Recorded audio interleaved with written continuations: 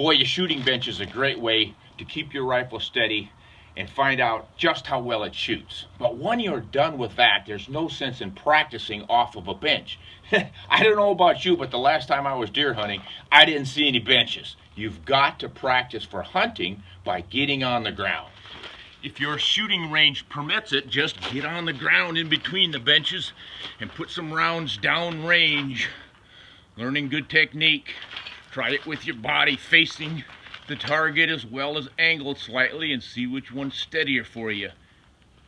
And then once you've gotten that prone position nailed, go to sitting, because in the field deer hunting, you're going to find a lot more opportunities to shoot from a higher position above the cover. You can do the cross-legged style. Keep those elbows inside your knees. Nice.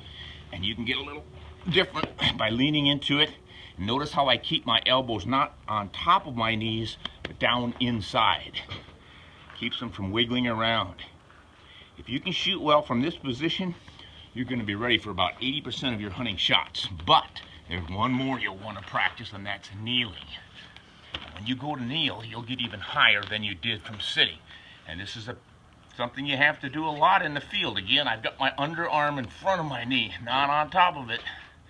You got a little wobble position you got to figure out. And you can try the opposite, which is some guys like to shoot like this. I don't do as well. I like to keep this arm anchored, and I sit on my heel back here rather than keeping your toes out, although that can get you a little higher. And if possible, grab yourself a shooting stick, because this really makes a difference. I've used those shooting sticks like this to shoot out to 250 yards. Boy, that's pretty steady. That's the kind of practice you need to do if you want to be a good hunter. Benches are great for working your rifle and your loads. Once you've got that accuracy, you need to become an accurate shooter. Get on the ground. So here's an example of testing in the field. You're out hunting and you're going to go prone because you've seen your animal right there. You go prone, and what do you end up with? A bush in the way, or maybe a rock out in front of you. How do you get around that? Well, you don't want to waste time going prone if there's no opportunity to shoot. So you learn by working in the field like this that you might have to sit up. Now look at the nice height I've got above all that brush. And if you use some shooting sticks like this, you've got great support.